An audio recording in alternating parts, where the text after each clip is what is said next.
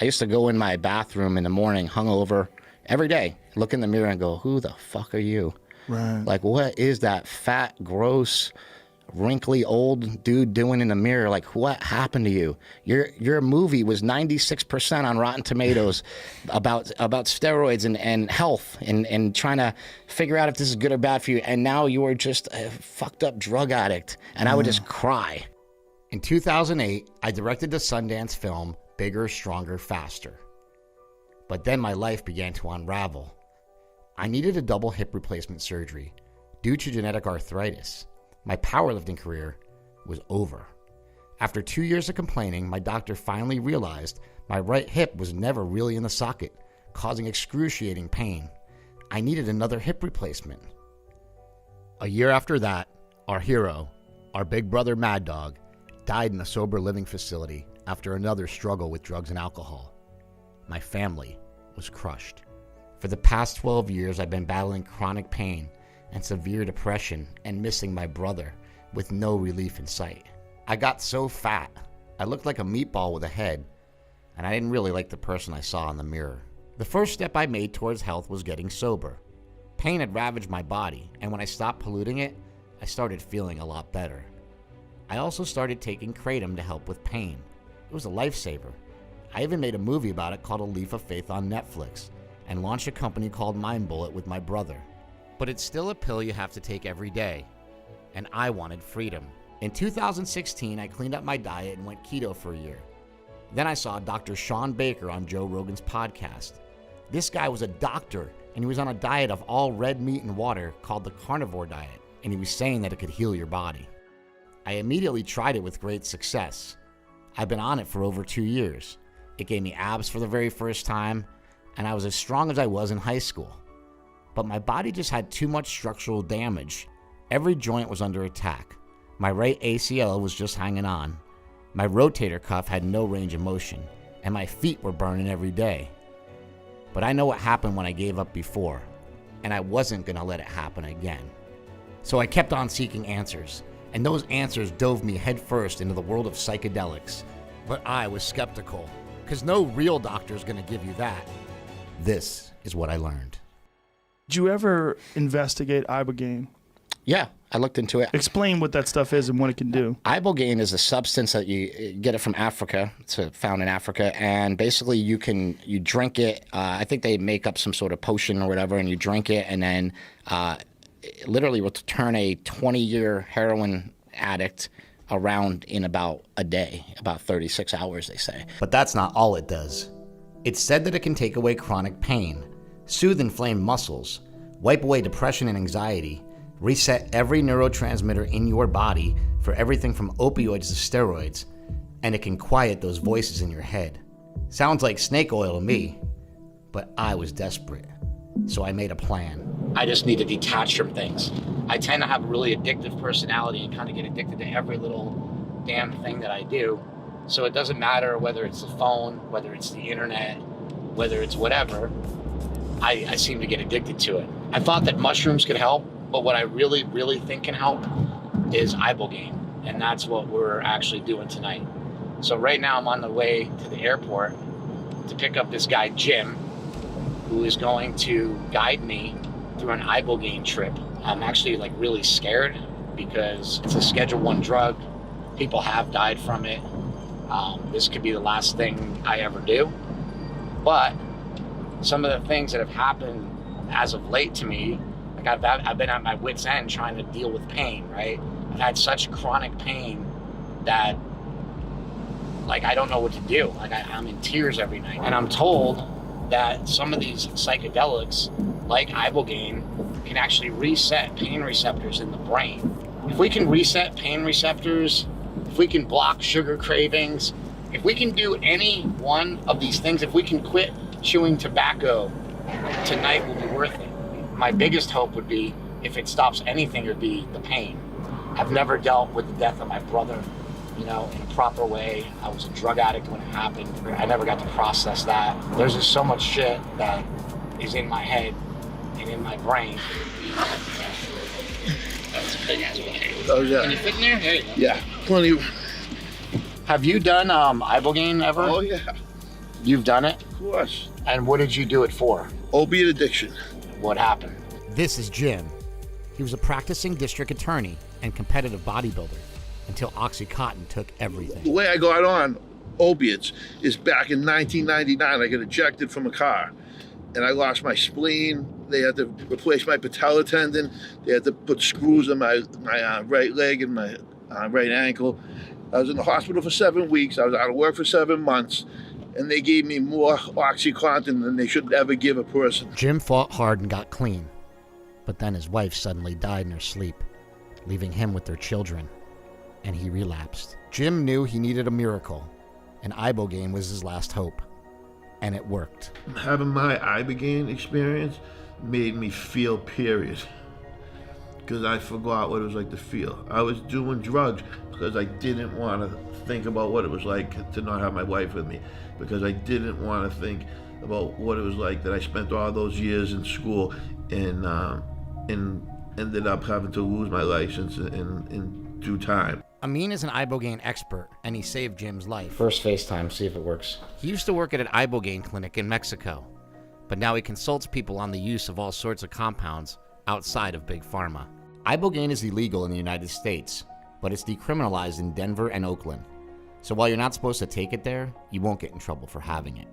The psilocybin is known to fight depression, but it doesn't do anything to cleanse the receptor sites. Yeah. So you can feel wonderful from it, but it's not going to empower you to make the changes that you want to make in other areas of your life. This whole video will be a surprise to a lot of people who'll say like, oh shit, I didn't know he was struggling. He's been kicking ass, but it's all a front. It's all fake. Right. Everything fucking hurts. If I could state what my biggest problem is overall, I can't finish shit. I don't miss drinking and I don't miss pills, but prying me away from those things took me going to a rehab. If this can do the shit that I did in rehab, to me that's phenomenal. And I even think rehab does a terrible job. To go into a place to get off of drugs and you go in there and it's all drugs, it's really disappointing.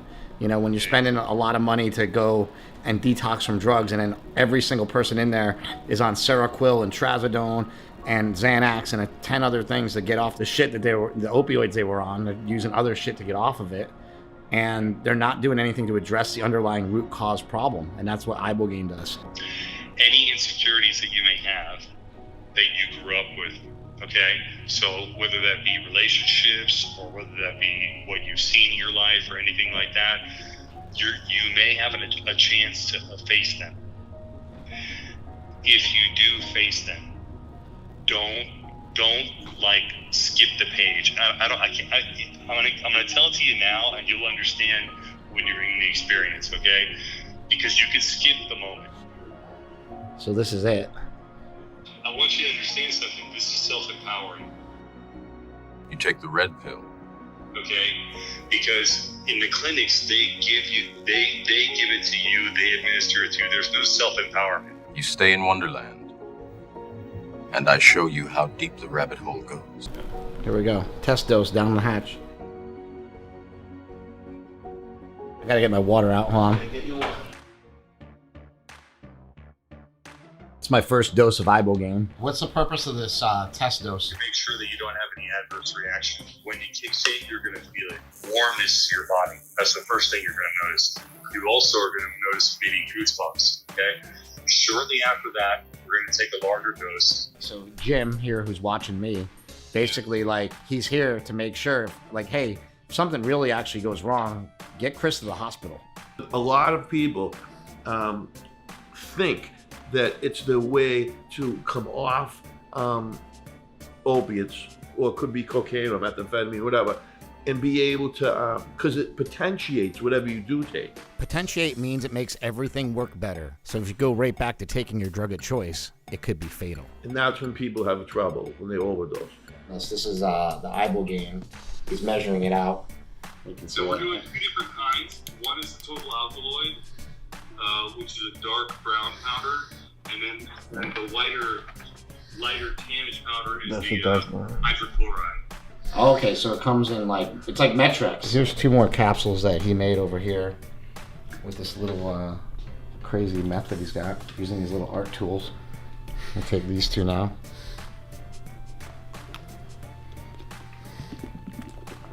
That ain't gonna do nothing.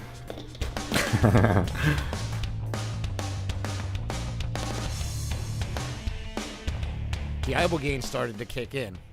I started to feel really lightheaded. Then I got really nauseous and dry heaved in a bucket for what I thought was hours.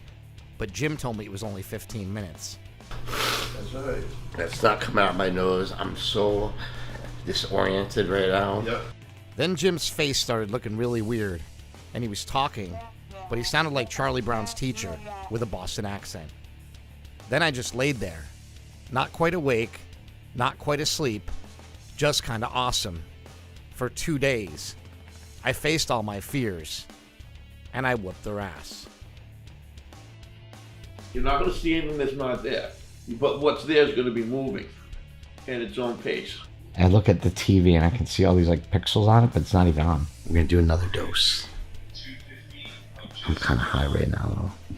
I don't know how much longer I can last.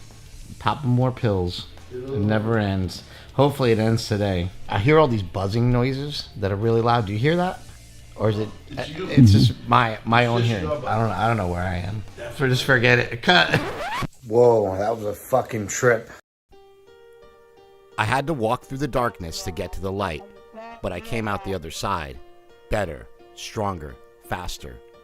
I can't tell you what ibogaine could do for you. All I can tell you is what it did for me. In 36 hours, it took away 30 years of chronic pain and inflammation. It completely healed a torn rotator cuff and a debilitating knee injury. It took away a 30-year chewing tobacco habit. It cleared my mind of all negative talk. It took away depression, anxiety, writer's block, dramatically improved my sleep, and got rid of all my cravings. This was the most profound experience of my life, and there's really nothing I can compare it to. I cried for 3 days straight after, and I did a lot of thinking. When Mad Dog died, he came to Smelly in a dream. He told him to think. A month later, Smelly invented and patented the slingshot, and in the past 10 years, he's built a multi-million-dollar empire in his own private 25,000 square foot gym called Super Training. My biggest regret is that Mad Dog never saw it. I'm so proud of Smelly, but I am a little jealous. I was wondering why Mad Dog never sent me a message. And then, for the first time in my life, I had what they call an AA, or Pulp Fiction, a moment of clarity. I just feel that I have more to offer this world, and I don't know exactly what it is or how I'm going to go about doing it. I know that there's something in here that's meant for the rest of the world to know. I now know what that is. Go out and spread this message of hope to the world, and let people know they don't have to live in pain, deal with depression every day, or suffer an addiction. They'll just have to look outside of Big Pharma. The FDA says ibogaine has no medicinal value, yet it just healed me inside and out. It did the job of opioids, benzodiazepines, antidepressants, and surgery, and I only had to do it once. And if you think it's dangerous, consider this. In the years 1990 to 2008, 19 people died as a result of using ibogaine. All of those deaths involved other drugs. Nobody's ever died with only ibogaine in their system that we know of. In the same amount of time, we lost over 500,000 people to opioids, 48,000 last year alone. We lose 480,000 Americans a year to tobacco, over 73,000 to alcohol, and 45,000 a year to suicide from depression and PTSD. And when I looked up deaths from psychedelics, it told me I'd have a better chance of getting struck by lightning. The war on drugs has been $1 trillion disaster. But I do admit, we Americans have a drug problem. We're taking the wrong ones.